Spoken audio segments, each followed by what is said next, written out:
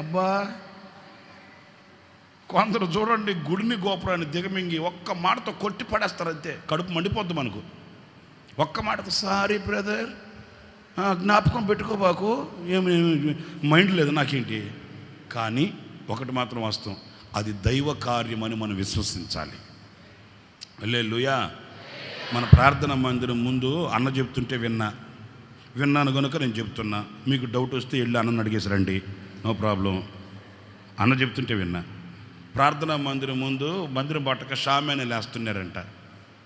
షామేనలు వేస్తుంటే ఆ ఎదురు ఇంట్లో ఒక ఆమె, ఓరే నాయన, నోరు తెరిస్తే బంగాళాఖాతం బండ బూతులు తిడుతుంటుందట. ఈ చర్చి వాళ్ళకి అది లేదు, ఇది లేదు, సిగ్గు లేదు, రోషం లేదు, రోడ్లన్నీ వీళ్ళకే కావాలనా, వీధులన్నీ వీళ్ళకే కావాలనా, ఉండే చర్చీలు చాలవా, ఇట్లా. ఇక యేసన్న గారిని అయితే బండ బూతులు అంటండి. ఇంకా అన్న సంగతి మీకు తెలుసు కదా. అది తిట్టేవాళ్ళు ఉంటేనే ఆశీర్వాదాలు వస్తాయనుకుంటాడు యేసన్న గారు. ఏం పట్టించుకోడు. కొండొచ్చి పైన పడిపోతుందన్న అంటే పాడని రాసొద్దామంటాడు. ఆయనకున్న విశ్వాసం అలాంటిది. ఇంకా ఆ పక్కన ఏదో ఒక ఆయన వచ్చి అన్నాడట, యేసన్న గారండి, ఆ మనిషి అంతలా బండబూతులు తిరుగుతుంటే మౌనంగా ఉంటున్నారంటే ఒక మాట చెప్పు, దాన్ని కాళ్ళ వేసి తొక్కేస్తాను అన్నాడట. తొక్కేసేవాడికి యేసన్న గారు చెప్పాలా అంటే ఆడి ఉద్దేశం ఏంటి? తొక్కేసిన తర్వాత కూడా నువ్వు చివరే ఎందుకు చేసేవారంటే యేసన్న గారు చెప్పాడు. తక్కువైన ఇట్లాంటివి యేసన్న గారికి ఏమైనా కొత్త ఏంటి? యేసన్న గారు అన్నాడట, తొక్కేసి పనులు నాకు చెప్పలేదు దేవుడు, త్రొక్కబడిన వారిని లేవనెత్తమని చెప్పాడు దేవుడు. నువ్వు ఆ పనులు ఏం చేయొద్దులే నాయన, నువ్వు మౌనంగా ఉండు అన్నాడంట. అంటే సరే నన్ను వెళ్ళిపోయాడా. ఇక ఆమె ఒకరోజు ఆదివారం రోజున అన్న చెప్తుంటే నాకు విన్నాను, ఆయన చెప్పిన మాటలు ఏవి నిష్ఫలము కాలేదు. అర్థమవుతుందా? అవి గుండెల్లో ఉన్నాయి కనుక ఇలాంటి సందర్భాలు వచ్చినప్పుడు ఆ మాటల్ని, అవి అనుభవాలు కనుక అవి జ్ఞాపకం చేస్తుంటాను. అంతేగాని యేసన్న గారిని పొగుడుతూ ఉంటాడు అని అనుకోవద్దు.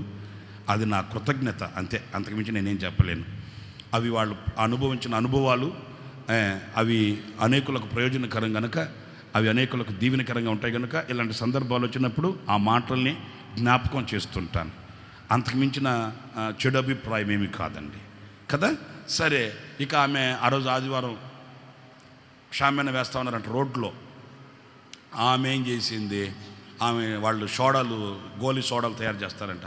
ఆ సోడాలు పెట్టి పైకి ఎత్తుకొని, ఈ చర్చి వాళ్ళకి బుద్ధి లేదు, సిగ్గు లేదు, చర్మం లేదు, అది లేదు, ఇది లేదు అనుకుంటూ ఆ స్పీడ్ మీద ఆ అట్ట పెట్టెత్తుకో, అది చక్క పెట్టెత్తుకొని అలా తిరిగిందంట. అంతే, ఆమె ఇంటి సూరు ఆమె కంటికి గుచ్చుకుందంటండి. కంటికి గుచ్చుకుంటే బ్యాన్ కేకేసింది. ఏదో హాస్పిటల్కి ఎత్తారు.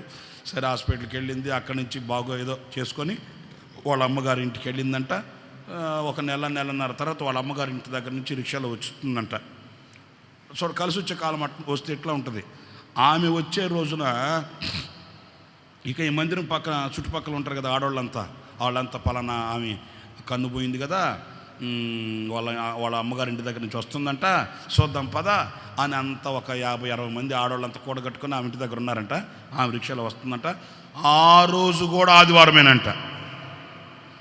ఇక వీళ్ళు షామేన లేస్తుంటే ఈ ఆడవాళ్ళంతా, ఆమెకి కన్ను పోయినా కూడా, ఈ చర్చి వాళ్ళకి జ్ఞానం లేదు, ఆమెకి కన్ను పోయినా కూడా వీళ్ళు షామేన ఏ బట్టే కదా ఆమె అటు తిరిగింది, అది తగిలింది, కన్ను పోయింది అని వీళ్ళు ఆడిపోస్తున్నారట. ఏం పట్టించుకోకుండా వీళ్ళు షామేన వేస్తూ ఉన్నారట.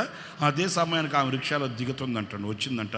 వీళ్ళంతా గుమ్ముగా వెళ్ళి ఆమె దగ్గరికి, అక్కయ్యా బాగున్నావా, ఎట్టుంది కన్ను అంటున్నంతలో వాళ్ళలో ఒక ఆమె ఉందంట, ఈ చర్చి వాళ్ళకి ఇంకా సిగ్గులేదయ్యా, ఇంత జరిగినా కూడా ఈ షామేన వేస్తూనే ఉన్నారు అన్నారంట.